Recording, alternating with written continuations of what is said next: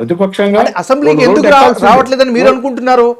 వాళ్ళు రోడ్డు ఎక్కాల్సిందే. అంటే అధికారం లేకుండా ఓర్చుకోలేకపోతున్నారు. 5 ఏళ్ళు అధికారం చూశారు. అంతకు ముందంటే అధికారం చూడాల, ప్రతిపక్షంగా వచ్చారు.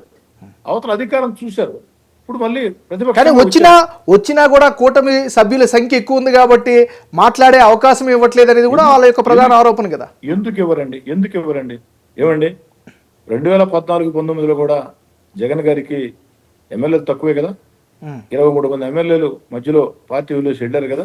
అయినా కూడా జగన్ గారికి మైక్ ఇచ్చారు కదా. మరి సభానాయకుడికి ఎంతసేపు ఇస్తే నాకు ఎంతసేపు ఇవ్వాలంటే ఏడ సాధ్యం అవుతుంది? ఎంఎన్ఆర్ గారు, జగన్మోహన్ గారు ముఖ్యమంత్రిగా ఉన్నారు. అసెంబ్లీకి కొన్ని నియమ నిబంధనలు ఉంటాయి. జగన్మోహన్ గారు ముఖ్యమంత్రిగా ఉన్నప్పుడు వారికి ఎంతసేపు టైం ఇస్తే అంతసేపు అపోజిషన్కి ఇస్తారా? ఇవ్వరు కదా. ఆ నియమాలను బట్టే కదా. అది ఆలోచన ఉండాలి కదా.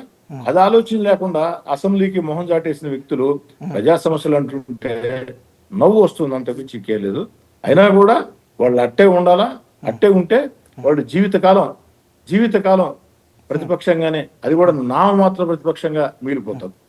అంటే జీవితాంతం ప్రతిపక్షంగానే ఉంటారని మీరు అనుకుంటున్నారా?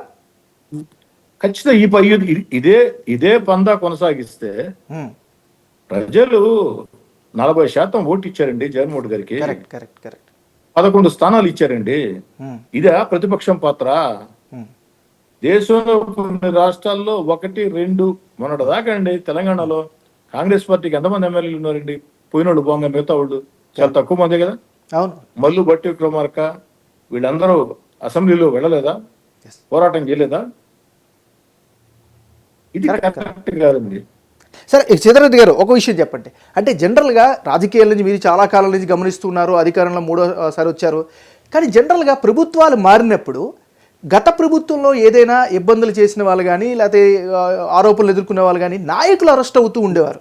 కానీ గత ప్రభుత్వంలో కీలక పదవుల్లో పనిచేసిన అధికారులు అరెస్టులు అవుతున్నారు. దీన్ని ఎలా అర్థం చేసుకోవాలంటారు మరి? అంటే ఆ విధంగా జరిగింది కాబట్టి అమాయకులు ఎవరు లేరు దాంట్లో. ధనంజయ రెడ్డి గారు, కృష్ణమోహన్ రెడ్డి గారు, సీతారామాంజలి గారు, వీళ్ళందరూ ఎవరు? ఆనాడు వైఎస్ఆర్ కాంగ్రెస్ పార్టీ ప్రభుత్వంలో సూపర్ చీఫ్ మినిస్టర్లు, కొంతమంది ఏమో చీఫ్ మినిస్టర్ కంటే ఎక్కువైన వాళ్ళు, సర్వం నడిపించిన వాళ్ళు, శాసనసభ్యుల్ని మంత్రుల్ని గడ్డి పోచలతో సమానంగా చూసిన వాళ్ళు ఆ రోజు తప్పులు చేశారు. తప్పులన్నీ బయటపడుతున్నాయి ఈరోజు. అందుకే ఒక్కొక్కరు జైళ్ళకి పోతా ఉన్నారు.